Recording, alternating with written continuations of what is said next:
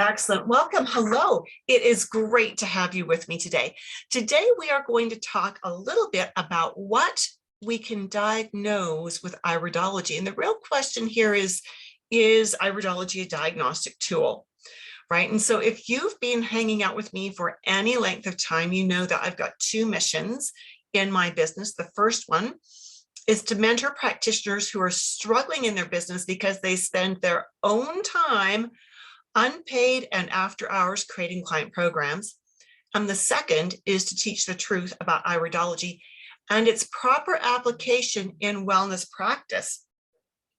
So with all of this, we want to dive into our topic and do a tiny bit of an introduction here as well. All right, so the first thing we want to do is define the word diagnosis, right? When we diagnose, we name a disease. And when we are doing a diagnosis, it usually means that we have a medical degree, right? If we are not a licensed medical practitioner, in most countries, we are not allowed to diagnose, and we are also not allowed to prescribe. This is great. We've got people joining us on the webinar from the Philippines, from France, and from Florida. So good to have you with us. And we've got people with us on Instagram and on Facebook as well. I'd love it, regardless of which platform you're on, if you would introduce yourself and let us know who you are and where you're from. So again, we need to remember that when we come back to the topic of diagnosing, that diagnosing is, if you're a licensed medical practitioner, you can do that. Most of us who are iridologists and who are holistic health practitioners are not allowed to diagnose, right? And so bearing that in mind, we also need to remember that if we do walk that fine line and we do a diagnosis and we get it wrong, and we created our client program based on the diagnosis, that means we're also giving the client a wrong program. Does that make sense? We don't want to use labels if we can avoid it, because when we do diagnostic labels, we can really back ourselves into a corner, and we don't want to do that. So in addition to asking what can we diagnose, we need to ask what value does iridology actually have in assessing client needs and creating a wellness program. And that is exactly where we want to head with this. Actually, we're going to look at a lot of eyes today. We're going to look at least 6 different case studies, and we're going to walk through a quick assessment there. I want to also touch base with you, because I'm hoping you're all holistic practitioners, that one of the key reasons we want to be practicing constitutional iridology is that it will speed up your assessment process. It will help you to create programs that your clients can stick to, rather than creating programs that are overwhelming and huge and difficult. It will also enable you, because it's saving you time, to see more clients or to have another life, if you will. And what happens if you spend less time seeing each client, but you're doing a better job and you're creating deeper rapport? You actually then free up time to see more clients, and you actually increase your income without charging your clients more. How cool is that? And you're actually not working any harder, and you've increased your income. How cool is that? Does that sound like a good thing? If that sounds like a good thing, let me know in the comments if any of those sound like good things to you. Brief introduction of myself. My name is Judith Cobb. I am a certified iridologist with IPA. I'm also a certified iridology instructor with IPA. I got into holistic healing decades ago because as a very young adult, I had some health problems, and the doctors didn't seem to be able to, they just didn't give me any answers that were satisfying. In fact, they didn't give me any answers, period. I think they were writing me off because I was only 20 at the time. And I'm pretty sure they just thought I was just some upstart young little flaky kid who was just a troublemaker. And in truth, in some ways, I was a troublemaker because I kept pushing them for answers and they kept not giving them to me. And so it was shortly thereafter that I met the man who I married and have been married to for 41 years now. He was into holistic stuff. He knew a bit about herbs. He knew a bit about nutrition. He knew a bit about iridology. And I really fell for him. I fell hard for him. But I also had always had a natural bend. I always wanted to learn about midwifery. I always had wanted to learn more about nutrition. I tried to get my family, I was the youngest child, and I tried to get my parents to make better food choices when they were grocery shopping. And I was a bit of an obnoxious teenager, I guess, in that way. But when I met this man and fell in love with him and learned what he learned, he taught me what he knew, I loved this. I love this almost as much as I love him. And I ran with it. I started taking classes and workshops and reading books and really trying to gather the information. So I've actually been in this industry for 4 decades now. Over those years, I've written several books that self-authored and self-distributed and self-published because I didn't know how else to get the books out there. Pregnancy Naturally, the Herbal Birth Kit Handbook, Healthy Kids Naturally, The Essential Guide to Nature's Sunshine Products, Biokinesiology and Color Therapy Level 1 and 2, and most recently, about 5 years ago, the Confident Nutritionist Dynamic Iridology textbook. And that is the textbook that we use in the Dynamic Iridology Assessment System course. I've also created and taught many different courses to holistic health practitioners and to people who just wanted to learn more about health and taking care of themselves. My very first course that I started teaching over 35 years ago was Herbology Level 1. This was teaching regular people, not holistic practitioners, because there weren't very many holistic practitioners 35 to 40 years ago. We were few and far between, but I was teaching them how to use commercially prepared herbs for health.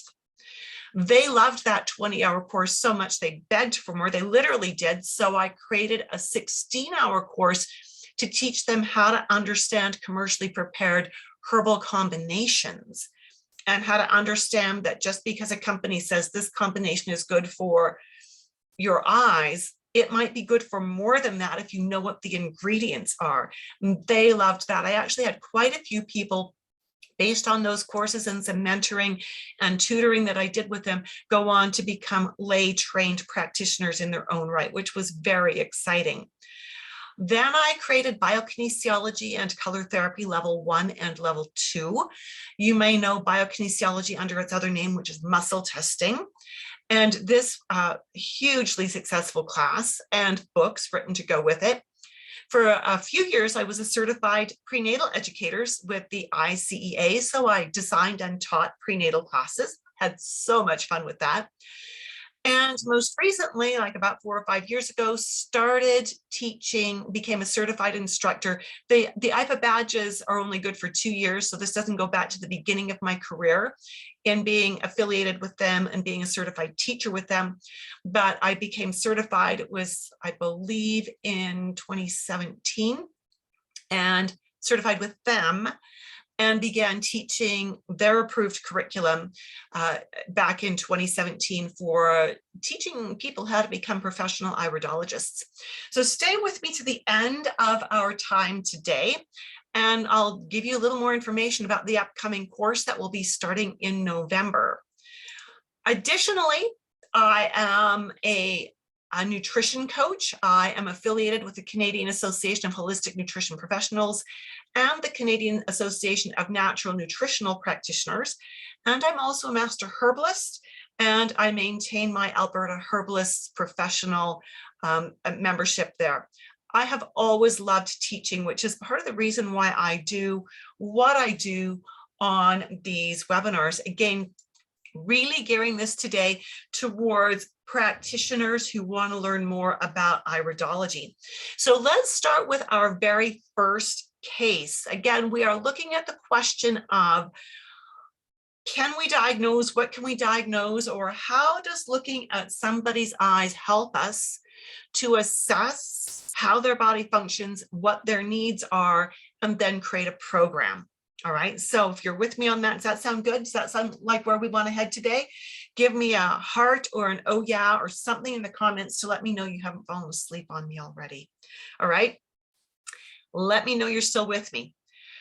So in this case, specifically, and thank you, Ruth, appreciate that. She sent me a heart, and Rebecca saying it sounds good. This is exciting, wonderful. Thank you so much. I really appreciate that. When I know you're awake, I teach better. Seriously, I do. And so interact, ask questions as we go, right? If you've got questions, because you're all practitioner level here, ask questions. Alrighty, so 10-year-old boy who came to me, his parents brought him to me. He was being diagnosed with ADD, ADHD. Actually, in his case, it was ADHD. And so this was a fabulous situation because both of the parents came to every appointment. And it's not that they are helicopter parents, it's that they wanted to both understand what was being said so that there would be no mistakes, and they would be very supportive of their son and of how the family dynamics needed to work to help him, which I thought was absolutely brilliant. Rebecca says she wants to know more about sore spots. Sadly, that's not going to be a huge part of today's conversation, Rebecca, as we look at this, but when we do see some psora, which we now just call pigments, we'll talk about them briefly in the scope of the case that we're working with. So perfect. Thank you for letting me know what your needs are today, Rebecca. So this young boy came in, nice young boy, very articulate, extremely creative. And I did not find that, I didn't think he really had ADHD. We were together for an hour and 15 minutes. Was he very engaged? Yes. Did his mind wander? Yes. Were there ways to keep him on task? Yes. So I have a personal feeling that a lot of the ADD and ADHD diagnoses are lobbed out for the benefit of teachers who've got too many kids in the classroom and can't necessarily cater to them individually as well as they should. But that's just my political stance, because I almost graduated from university as a school teacher way back before as I was starting to get interested in all this holistic health stuff. So and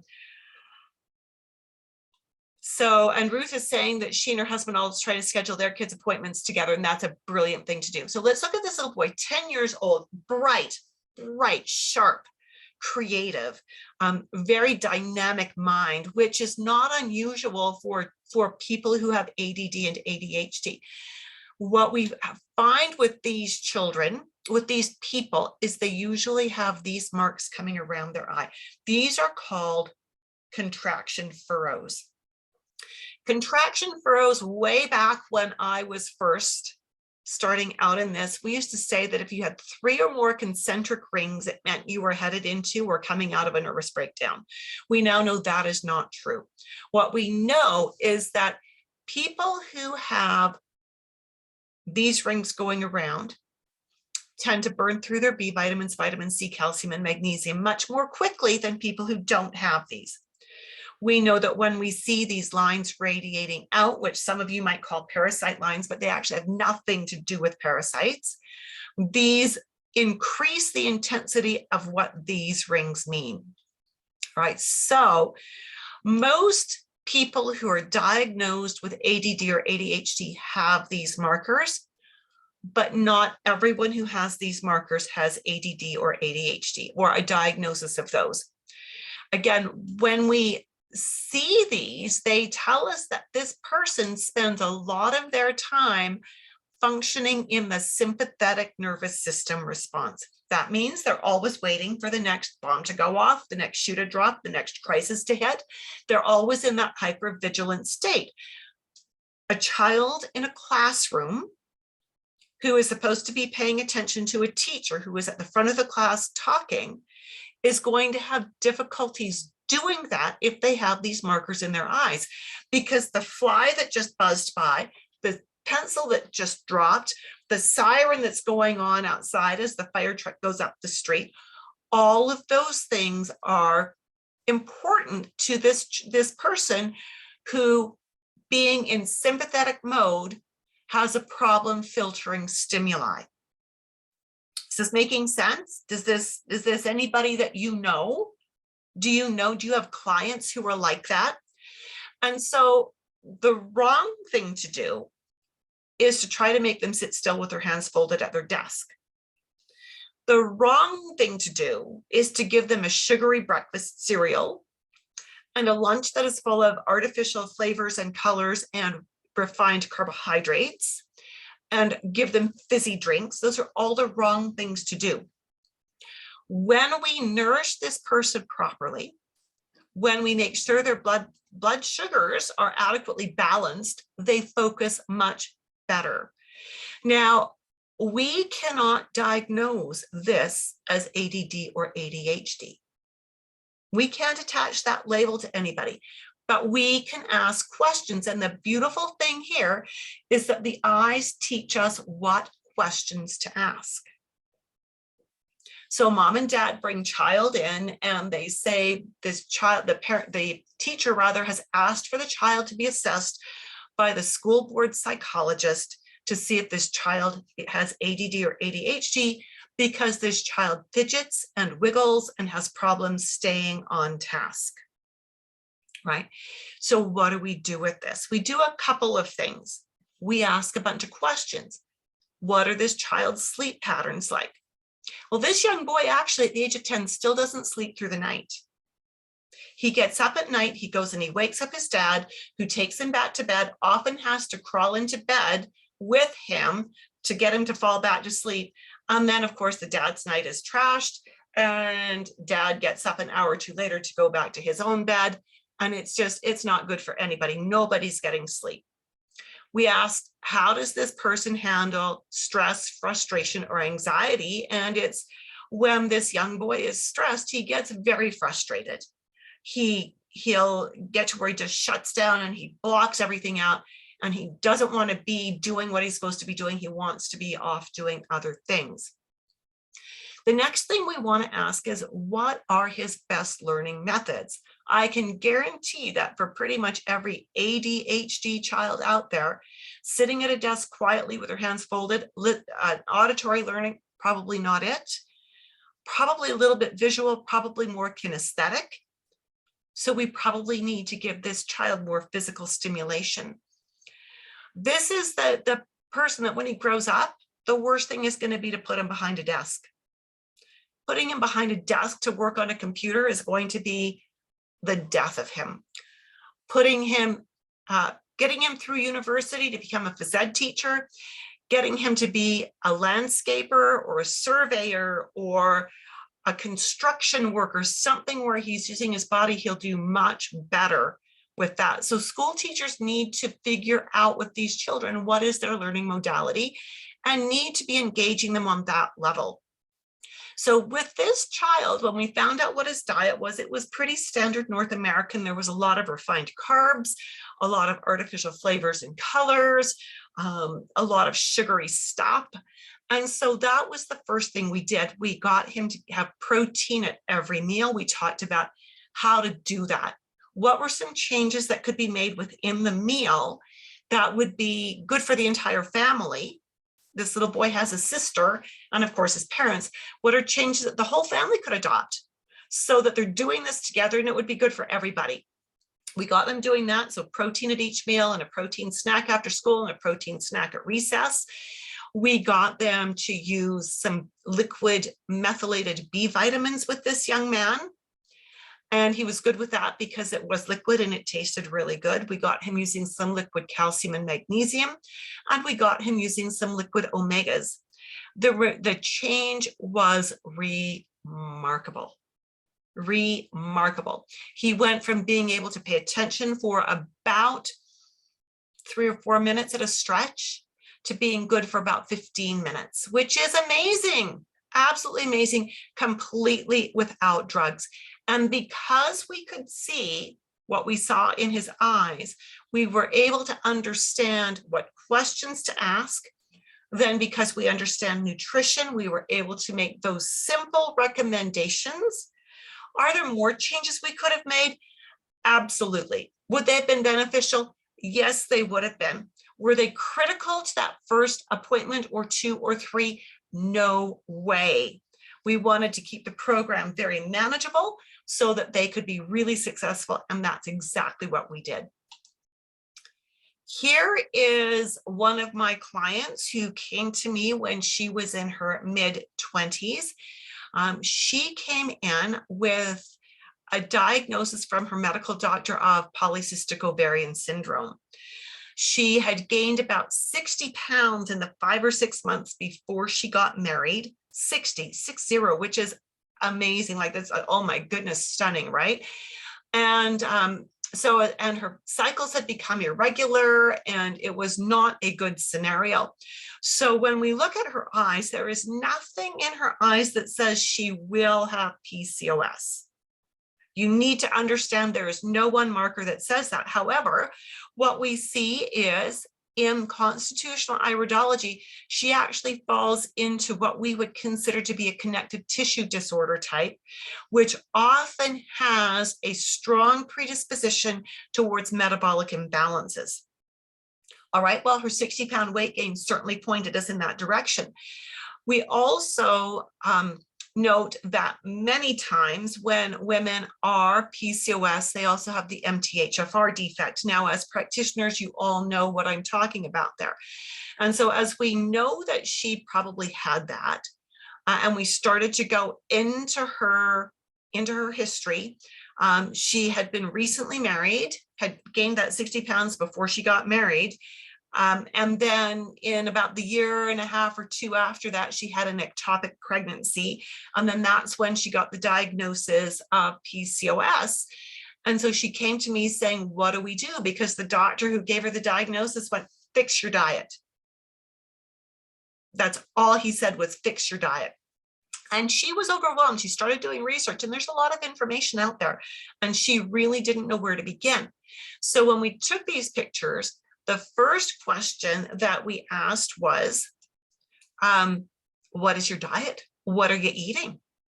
She's of German extraction, lots of white flour, lots of cream, lots of sugar, lots of rich baked goods. That's what she was eating. That's her comfort food. So we needed to look at where some of her weaklings are based on where her lacunae are sitting. When we see this coming right up through the pituitary, we know what an impact that can have on the hormones, right? We look at the various other markings and where we've got where we've got things that are thickened, where we've got things that are sitting in the lymphatic system and so on. What is her intestinal lining doing? What is her stomach capable of? What is her nervous system capable of? And with all of this, we were able to then recreate a diet for her. Now, she was motivated, and being an adult, having a husband, but having no children yet, she could really get control of her eating. We did probably the most intense dietary revamp I've ever done in one fell swoop, because I know her well. She's a friend of the family, and she was motivated. So when I said protein 5 times a day, done. When I said vegetables, like 5 ounces of leafy greens a day, done. When I said 5 more fist-sized servings of low-carb vegetables per day, done. You know, when I said 2 liters of water a day, done. It was no question asked. She turned on a dime, got it in place. She lost the 60 pounds as fast as she gained it. So within 6 months, she had lost the 60 pounds and was looking amazing, had really taken off that belly fat that she'd gained. Her menstrual cycles regulated. She successfully went on to conceive without any interaction from the fertility clinic. And she since has had 3 more children. So she and her husband have 4 children. But again, when we looked at her eyes, we understood immediately that she was at risk for metabolic imbalances. We couldn't label what it was, but we knew that from the diagnosis, from the weight gain, that we were looking at a blood sugar thing. As we looked at her cycles that had gotten far apart, we knew that that probably meant PCOS. Couldn't say those words to her. That would have been a diagnosis, but since she said them to me, we're fine. And from there, we were able to construct a diet. Is that making sense? Does that fit for you? That is exactly how much time an iris analysis needs to take, right? When you're working, if you can work off photographs, this can be so quick, because when you do an analysis with a client, you're not looking for absolutely every marking. You're looking for markings that are relevant to what their situation is. Looking for markings that give you questions that will help you to get answers that will help you to create a program. And that means we don't need to pay attention to every single marking in every appointment. This is another client of mine. And for those of you who are with me on Instagram, I'm going to move my phone closer so you can see this more clearly. There we go. And actually, for those of you on Instagram, just so that you know, there we go. We'll give you that. Okay. So what we've got here is, this is another client who came into me in her early 30s, an Asian woman married to a lovely Asian man, just the sweetest couple you would ever care to meet. They'd been trying for 3 years to get pregnant and had had no luck. They'd been to the fertility clinic with no success there either. And so as we're talking and she's telling me her cycles are 90 days apart, that to me makes, in the back of my brain, I'm going PCOS again, right? PCOS. So then I'm asking her, tell me about your diet. And it's a really awful diet. It's a sweet roll of some sort with juice for breakfast. It's white rice with a sugary sauce and maybe some leftover veggies and some shrimp for lunch. And supper is more of the Asian types of foods with the sweet sugary sauces. This is not good, not good at all. So I asked her if her doctor had mentioned anything about her blood sugars. And she said, oh yeah, actually, they say I've got type 2 diabetes. Now it was not a surprise based on her symptoms, but it was a surprise based on her body type, because she was petite and she was certainly not overweight, right? So they were saying type 2 diabetes, but again, they had just said take metformin, it'll take care of everything. They'd not given her any dietary work. Notice she's got these rings coming around again. As we see these rings, again, remember, they mean this is someone who lives in the sympathetic nervous system response. So I asked, what do you do for a living? She's an accountant in a corporation, which means that there are stressful periods every month where there's month end or things like that. And then there's year end with tax and tax season. So things can get pretty stressful. I asked her husband, who came to every appointment with her, he's also an accountant, how does she handle her stress? And he kind of laughed and he looked at her with a sheepish look and he said, well, when I know she's at month end or when I know she's at year end or tax season, I just make sure I get home first. I make sure dinner is ready. I feed her and I send her up for a nice hot bath. And I just let her chill because she's not nice when she's under stress. And we laughed and she acknowledged that that was the truth. So as we looked at her and we realized that she has polycystic ovarian syndrome, that she is type 2 diabetic, and that she has fertility issues, we know we need to add B vitamins to her to help her manage her stress. We know B vitamins are critical for the liver. We know that the liver is how we make our cholesterol, and that the liver is critical in balancing our hormones, right? You all know that, right? And so what we needed to do with her was to support her liver, give her those B vitamins, support her liver, support her nervous system, get her diet fixed, and get her hormones balanced. And that was going to fall like a bunch of dominoes as we did these things, right? So we used methylated Bs with her, with her I type, she needs the methylated. We used the methylated Bs. We put her on a really high quality methylated B prenatal vitamin. We cleaned up her diet. Her husband, such a dear, as we were going through foods, I could see the panic sitting in her face. And he reached over and he took her hand and he smiled at me. And then he looked at his wife. He said, I'm going to take over all the food prep. He said, I can handle this. And he did. He took over all of the food prep, made sure that she got the right things for breakfast, for lunch, for dinner, and for snacks. Amazing. We did that with her, and in spite of having worked for 3 years to get pregnant and not getting pregnant, it took us another 18 months to get her balanced completely, get her cycles down to 35 days. We got her walking, which was amazing because her favorite sport till that point in time was watching her husband play soccer, right? But he got excited because he said he was eating the way she was. He lost 20 pounds, and it meant that he could be more competitive in his age group for soccer. And he was actually playing competitively down an age group or two, which was pretty amazing. But she did get pregnant. After 18 months of doing the diet work, working with what we saw in her eyes, right? And asking the right questions, creating the right diet, she was able to get pregnant. She had a very successful pregnancy. She had a 2-hour, 3-hour labor and delivery, like easy. She even said it was easy, which is pretty amazing. Now, I want you to burn this image into your mind because we're going to look at another brown-eyed case that is another example of PCOS. And I do a lot of infertility, high-risk pregnancy work, which is why we've got so many of these.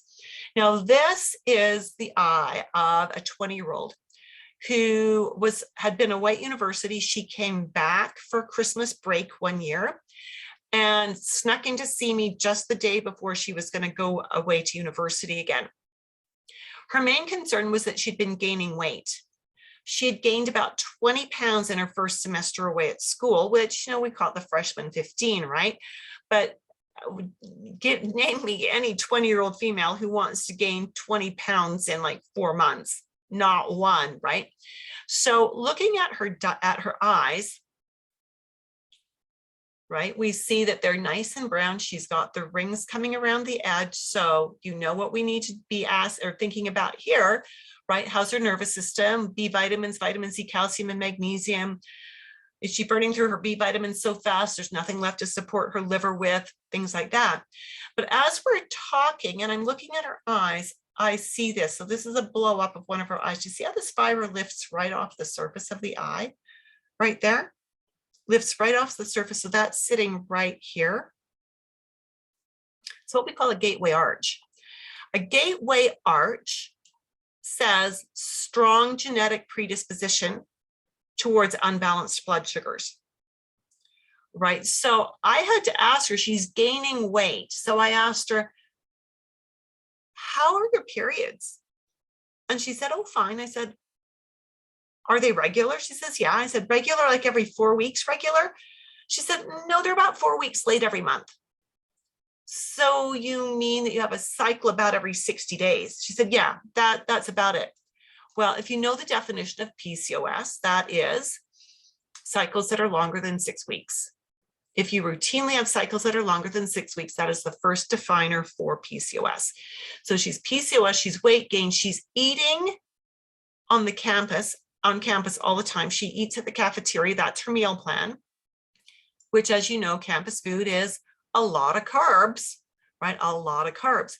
And so as we're talking, and I'm finding out what her diet is like, that she lives on campus, she doesn't have a car because she's going to school overseas, and she doesn't have to get much exercise because everything is just right there, right? So she's worked her way into full-blown polycystic ovarian syndrome. I can't tell her that, but I can suggest that she should ask her doctor about it. I can suggest that she can do research on it. I can ask her if anyone's ever said that she sounds like she's got PCOS, right? And so I haven't told her she's got it, but I'm getting her to think in that direction. And so as we did that, we were able to then, using this, where we know her blood sugars tend to be unbalanced, using this, that tells us that she burns through her B vitamins, vitamin C, calcium, and magnesium. We were able to begin crafting a program. The first thing was protein 3 times a day. And in addition to stop eating on campus, she had a kitchen in her apartment. She could prepare food. And the nearest grocery store was about 2 miles away. Wouldn't that be a fabulous bit of exercise, 2 or 3 times a week, to have to walk to the grocery store to get some food? So that's what we got her doing. She sent me an email a couple of months later saying that she'd implemented what we talked about. Her periods were down to 45 days apart and she'd lost 10 pounds. She was very happy about that and she was feeling great. Look again at the previous slide. Remember, this was a woman who had PCOS. This is another woman who has PCOS. So the eyes are quite different. And yet they both have the same end result. Here's another client that had PCOS, or I suspect has PCOS, certainly had infertility, had tried for over a year to get pregnant before she came to see me. No luck whatsoever. We see again that she is polyglandular, if not connective tissue. Both of those are going to suggest an increased risk of having metabolic issues, which can just simply include reproductive hormones. Her diet's very, very clean. Of course, I had to ask her that. Had to ask her about her menstrual cycles because she was in for fertility. And I was fascinated by one of her answers. I asked her, what is your menstrual flow like? She said, it's a smear on the toilet paper for about 2 days. I don't even need a panty liner. To which I'm thinking, well, you have no endometrial lining. How could you possibly conceive?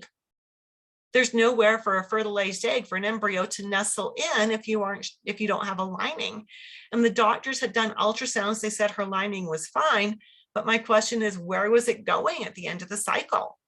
Right. And so knowing that, we needed to ask some questions. Now, you know, we've talked about MTHFR with some of the other cases. And this woman also, with a little bit of what I see in here, I suspect was MTHFR as well, which meant that we were using methylated Bs with her right from the get-go, right from the very beginning. And I didn't suggest that she had MTHFR. I just looked at that and went, okay, we're going to make sure she's getting enough protein and enough fats. That was her biggest downfall. She wasn't getting enough fats to actually fuel her metabolic endocrine and make her hormones with, right? So we needed to be there. And so it wasn't big changes, but there were changes I had to constantly at every appointment drill in. How are you doing with this? How are you doing with this? She's physically active, which is great. And she's not overactive, which is nice. You know, a walk, a hike, a bike ride, those kinds of things pretty much every day. So really lovely.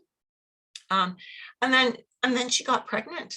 After about 6 months of doing the dietary work, she got pregnant, which was a miracle because her husband's semen analysis was pretty dismal. It was pretty dismal. I mean, she has her challenges, he has his. This was a little bit of a miracle baby. And so partway through the pregnancy, she did 23andMe. And it came back that she actually has MTHFR. I had suspected that from what I saw in her eyes. She was vibrating. She's a real worry wart. I mean, when you look carefully, you'll see she has the contraction froze as well, right? So we know she burns through her B vitamins, vitamin C, calcium, and magnesium, but she was vibrating with anxiety over, what have I done? Have I hurt my baby? What can we do about this? And I was able to reassure her that we had had this taken care of from day one. I'd been giving her the right protocol in case she had MTHFR, because I thought she probably did, but I wasn't allowed to say that. Okay. So can you see from looking at all of these last few sets of eyes, how different the eyes can be when we're looking for fertility or PCOS or things like that? So it's not that we can look and diagnose based on these markers, she has PCOS. It's that these markers actually tell us what questions to ask, but they give us clues as to what the general genetic tendencies of the body are. And when we understand those tendencies and those predispositions, that teaches us with their symptoms what questions to ask. And as we put that together, we can begin crafting programs. So let's get off of women and hormones. Let's look at this case, which is a very interesting one. It's the sphincter of Body. How many of you have heard of the sphincter of Body? If you've heard of the sphincter of Body, just put Body in the comments box. Do you know sphincter of Body? ODDI. If you know it, put ODDI in the comments box. And Rebecca's saying no. Yes. I didn't know what this was until this client came in. So this was a client who had been coming to see me off and on for many years. And he'd been gone for a few years and he came back and he said to me, I've had my gallbladder removed. And now I think I've got sphincter of Body issues. Okay, so I had to look up what sphincter of Body was. It's not one of those parts of anatomy and physiology that they teach you about. We've got the liver and we've got the pancreas. Now the liver has the hepatic bile ducts that collect the bile, and this bile gets sent into the gallbladder to be concentrated. The pancreas shoots out the different enzymes, the amylases and things like that, that are going to digest the carbohydrates in the small intestine. When you eat something fatty, and that's coming from the stomach down through the intestinal tract, if it's fatty, the gallbladder squirts out the concentrated bile into the small intestine. There's a tiny little sphincter right here, right there, called the sphincter of Body. And it regulates how the bile and how the digestive juices from the pancreas are released into the small intestine. What happens very commonly with many people who've had the gallbladder removed is the sphincter of Body runs into trouble. And they're not sure whether it actually just shrinks and gets tighter and tighter and tighter, and thereby causes a backing up of bile and digestive juices from the pancreas, and if that's what causes pain, or maybe it's just that it spasms. And when it spasms, it hurts like the dickens. So this client came in asking, what could we do to help with sphincter of Body? So he was 58 years of age. This is his right iris. And he'd had his gallbladder out, 4 or 5 years before. Now you'll notice that when we look in the gallbladder zone, there is nothing there that says surgery, right? There's nothing there that says he's had surgery, not a single little thing.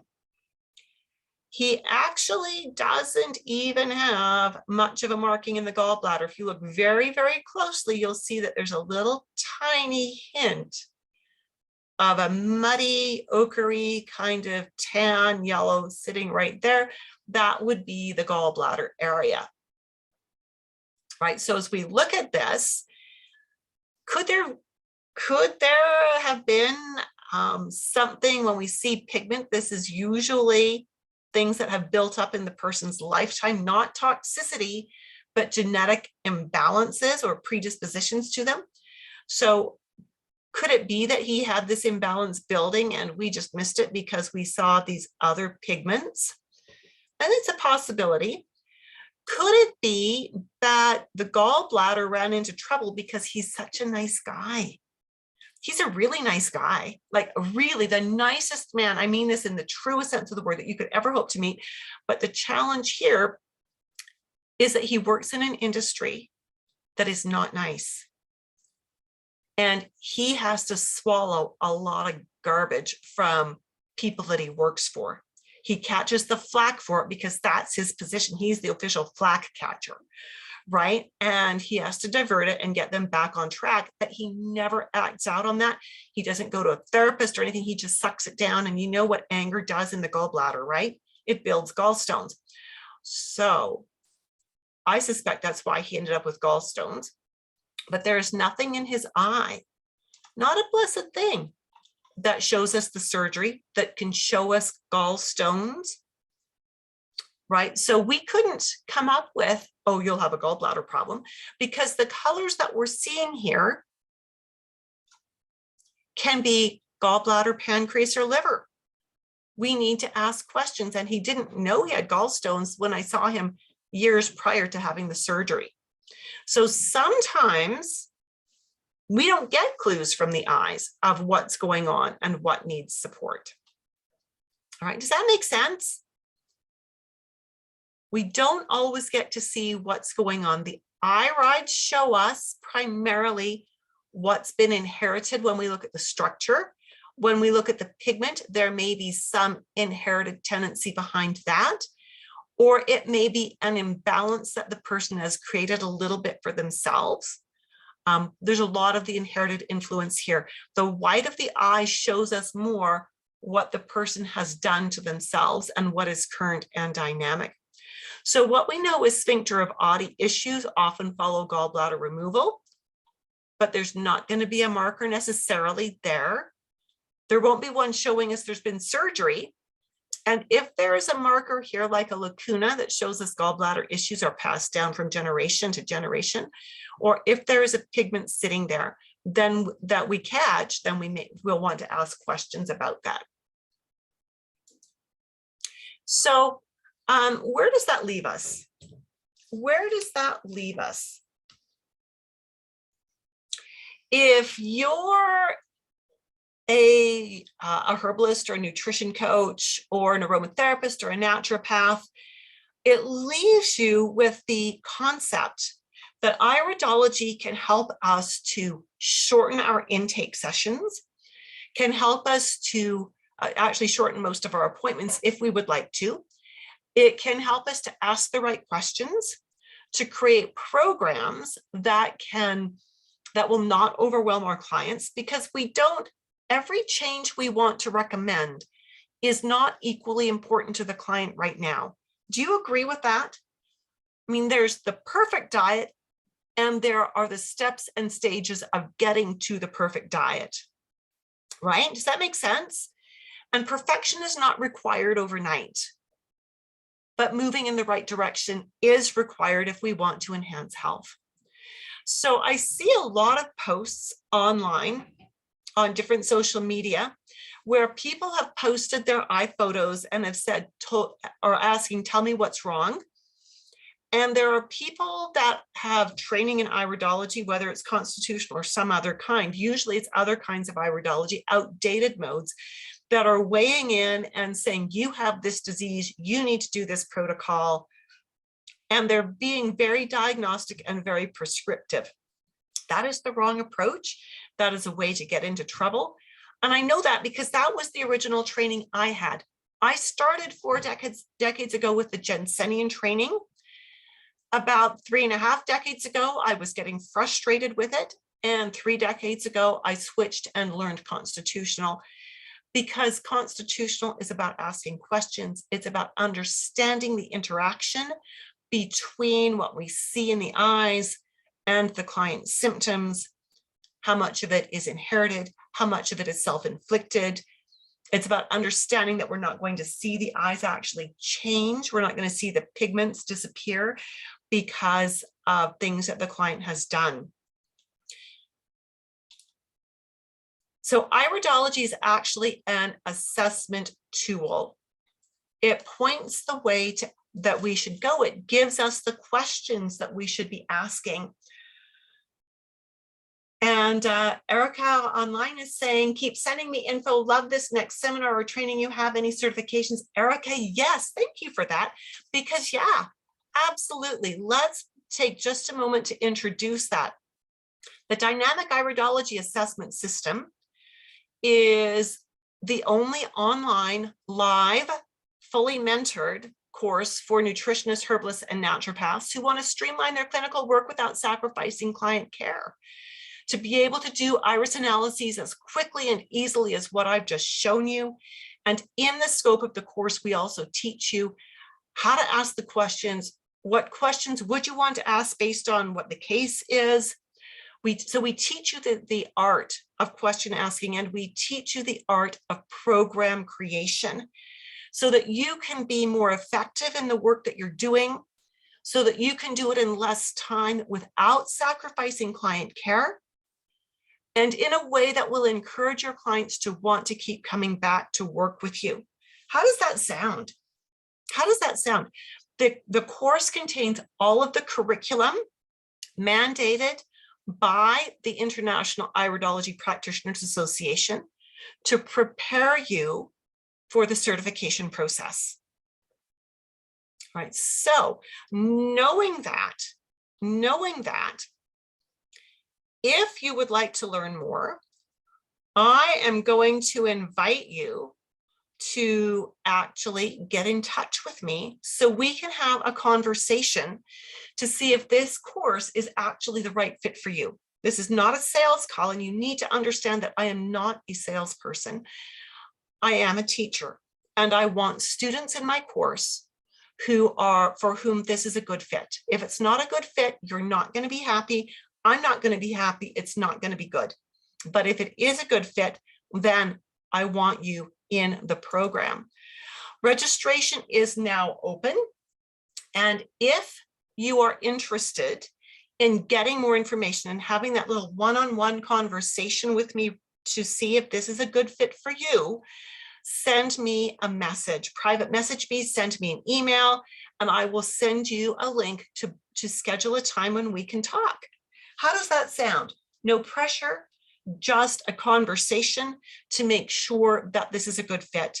This program is designed for people who are either holistic practitioners already or who are training to become such, because you do need a good grasp on your anatomy and physiology. Ruth is saying it sounds fabulous. Oh, Ruth, I would love to have you in the class. Just from the brief interactions we've already had, I want you to book a call. And there's, so many. Natalie, who was with me on the webinar, has finished the course already. Yeah, and so that's great, but I would love to have you, if you are interested in learning more, reach out to me through the Facebook group, through a private message, through email. Drop me a message in the chat right now.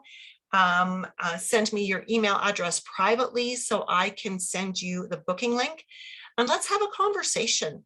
Let's find out where you're at in your business. Let's find out if there are any struggles or challenges you're having in your business. And let's see if iridology is a good answer to help you resolve some of those challenges. That is how I see iridology. I see it as something that resolves many challenges. It frees up time for me. It creates deeper rapport with my clients. It helps me to be more on track with what I'm doing with my clients. And it actually helps me to keep my appointments down to the time that's been scheduled, so that I'm not giving away a ton of time that I'm not charging for. So again, if that appeals to you, reach out to me. So with that, my friends, any other questions, any other things that you would like information on right now? Any ways I can help you right now? Because I would love to teach and mentor you and help you have the kind of holistic practitioner business that you've always dreamed of having. The one that you've got in the back of your mind that you're not quite there yet, right? All righty. Well, with that, my friends, I hope to hear from several of you through private message or through email. And I must run because I am teaching in 6 minutes. I need to be there for my students. Have a fabulous day. I look forward to speaking with you very soon. Take good care. Bye for now.